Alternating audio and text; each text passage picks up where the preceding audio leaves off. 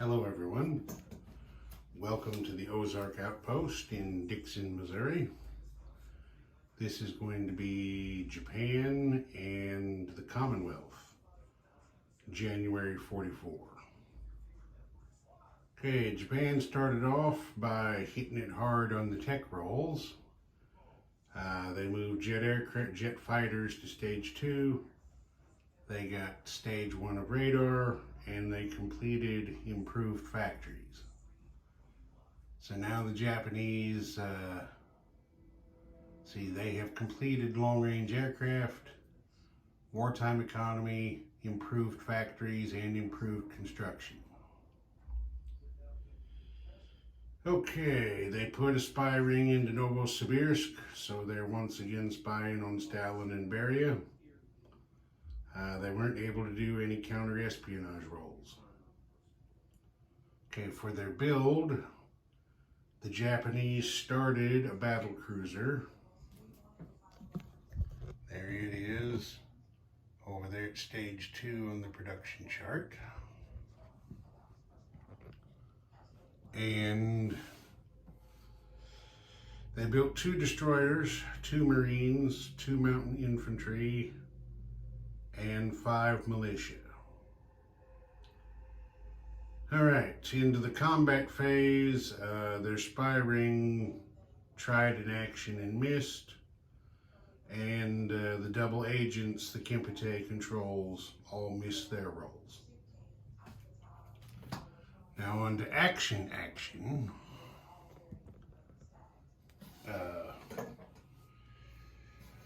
1 infantry from northern Manchuria went down here for an unopposed grab of western Manchuria.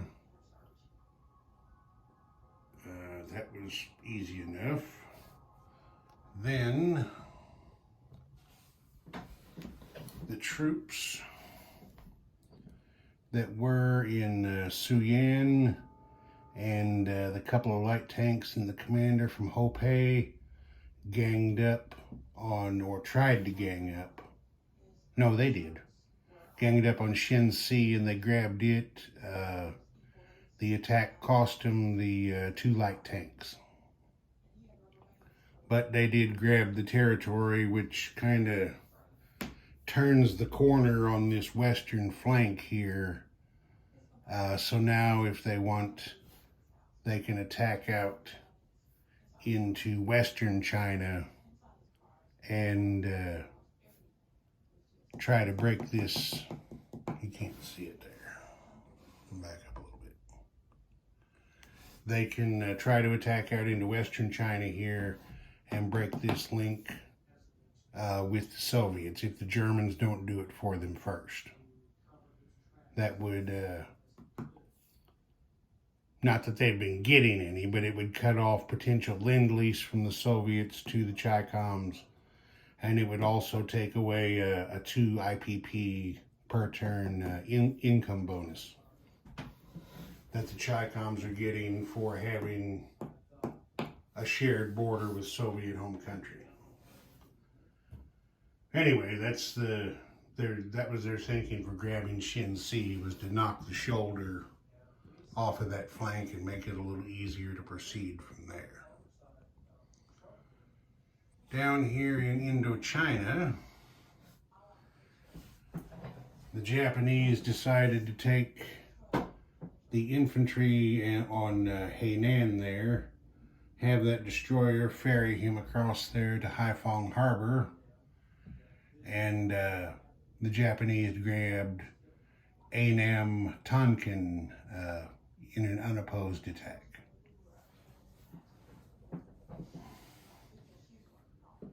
All right, then we get on to the big action. Right there you can see the Japanese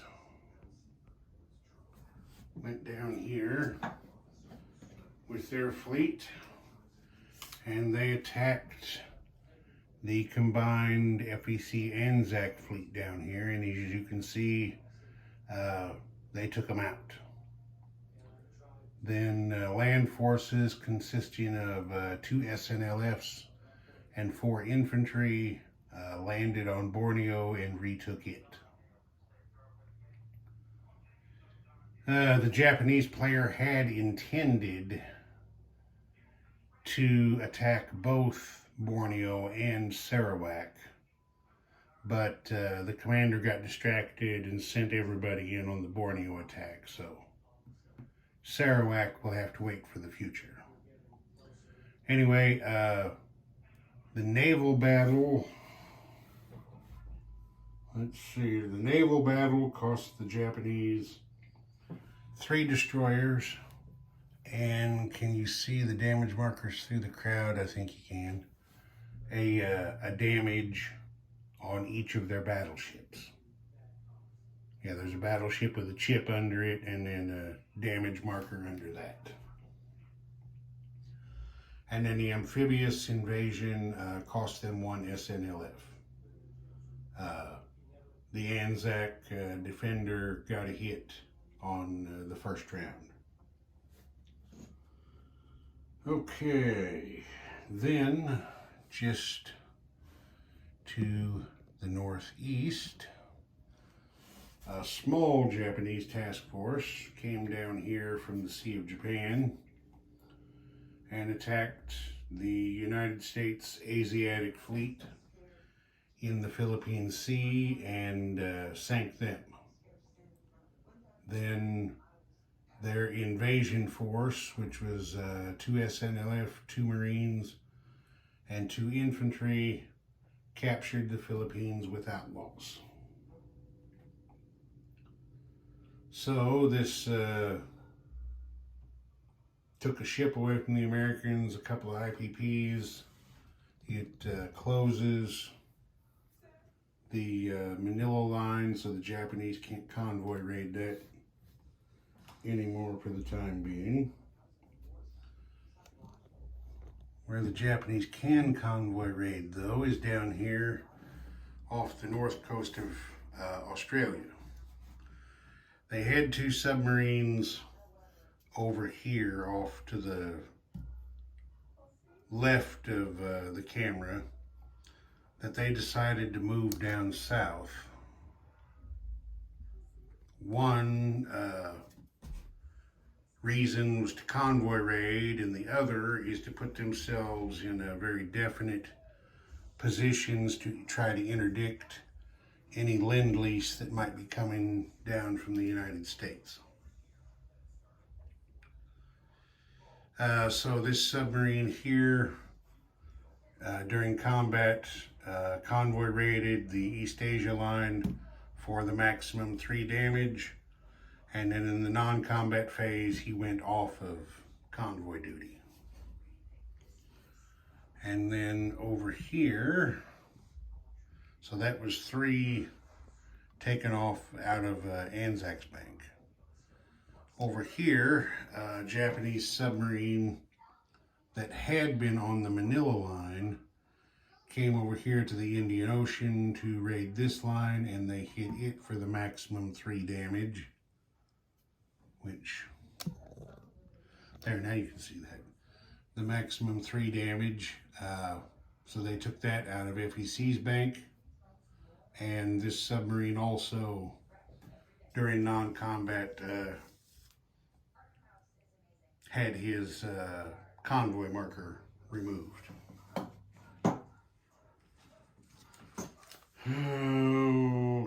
Okay. In both cases,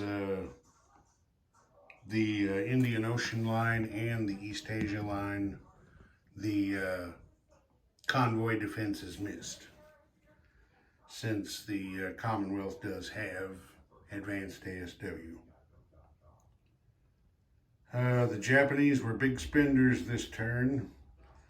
They consumed 10 oil and collected a paltry 3 for a net deficit of 7. Where they scored pretty good was on the income side. The Japanese started this turn, I think, at like 31, I believe. Got themselves up to 39, and with their bonuses and their wartime economy roll, put 53 yen in the bank for next turn. So that's not doing too damn bad. Okay, now we move on to, wait, what am I doing? I'm talking about the Japanese. I was talking about the British. Now I'm talking about the Japanese. Yeah.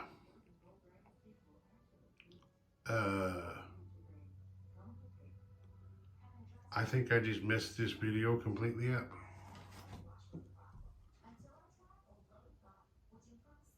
No, I didn't. Never mind. Now we move on to the British. Yeah, that was the end of the Japanese. All right. The British, at the beginning of the production phase, chose to repair the 6 damage to the London factory and 6 damage to the Midlands factory as well. The Midlands factory started with 19 damage on it, so it still has 13 to go. But since they repaired London's factory, that gave them 2 tech rolls. They hit 1 to move radar to stage 2. The British have completed long-range aircraft, advanced ASW, and wartime economy. Yeah, not too awful bad for a country that's played most of the game with just 2 rolls. They put a spy ring into Berlin. They weren't able to do any counter-espionage rolls. For their build, the British built 1 fighter, 2 colonial infantry, and 2 militia. FEC, for their build, did 1 colonial infantry, 2 militia, and 2 Gurkhas. Anzac did 2 colonial infantry plus 1 militia, and they saved $1. The British SOE did pull off a spy action. The major factory in Berlin was sabotaged. There it is. And took 2 points of damage. The Japanese double agent has misled his people. There'll be an unexpected attack possibility next turn on them. If Shantung is attacked by anyone next turn, the Japanese defenders will have a -1 penalty on the first round of combat, if that happens. And then the Empire tried to strike back again. Things haven't been going too good for the British in this turn, but they're doing what they can. Let's back up just a hair. Okay. There was a tactical bomber here at Portugal. So it went 1, 2, 3 spaces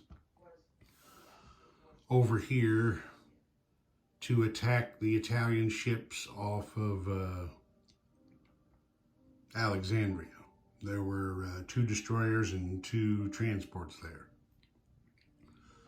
2 fighters from Eastern Egypt sallied forth out here to join them. The fighters and the tactical bomber over here both left from land zones that had a commander, so that gave them +1 to their attack rolls. And as you can see, they took out the Italian destroyers, and of course after that auto-killed the transports. 1 fighter was shot down during Italy's return fire. Okay, then down in the South Atlantic, you see him down there. If you remember, there was an FEC escort carrier squadron that came over here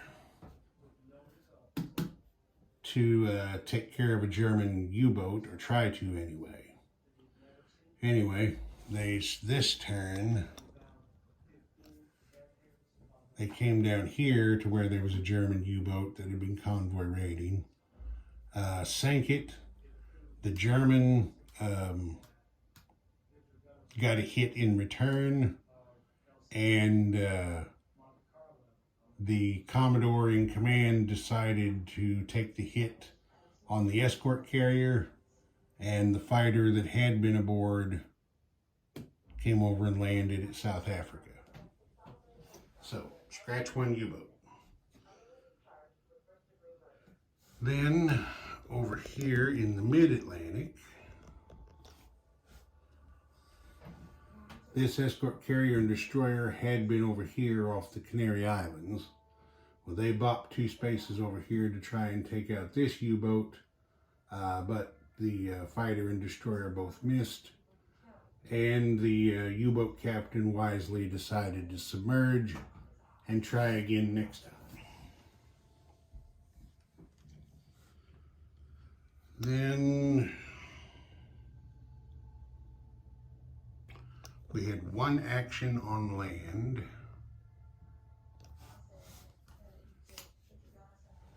These 2 FEC Marines that had been down here at Rhodesia came up and did an unopposed liberation of Tanganyika.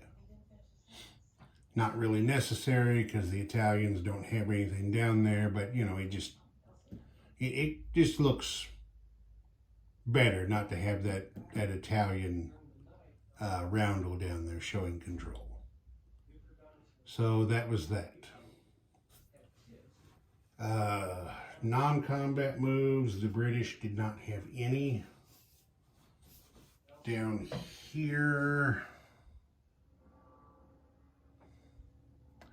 FEC and Anzac didn't have any non-combat either. FEC and Anzac put their builds into island defense. FEC put a colonial infantry and militia here on Sumatra. Oh wait, I forgot one. There was another land attack. Failed, that's why I forgot. FEC tried to attack from Siam to liberate Adam Tonkin, but the Japanese defender held strong. There was, let's see, the attack cost him an infantry and a Gurkha. So they retreated back to Siam and called no joy. So then in non-combat, the Gurkha from Burma moved down to Siam. I believe there was 2 Gurkhas from Bengal moved to Burma, and then the 2 Gurkhas from the production chart went into Bengal there. Yeah. And then over here, Anzac put a colonial infantry and a militia on Dutch New Guinea, and they put a colonial infantry into their half of New Guinea. That was that. UK spent 4 oil and collected 5. FEC and Anzac evened out 4 and 4. The Brits, actually I haven't paid them yet. See, the British income says there's 28. I believe they're just going to get a bonus of 2. Well, let's just get the thing out here and be sure.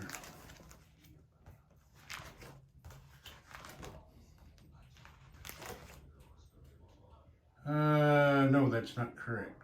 3 for possessing Suez, 2 for neutral Iran, and that's that. So that's 5. 128's 33. I knew I was forgetting something. Now I know what it is. And 3 for the roll. So the British get 36 pounds for next turn. Anzac has 19. No, FEC has 19. Anzac collected 10 plus the one they saved gives them 11. And I think that's it for this one.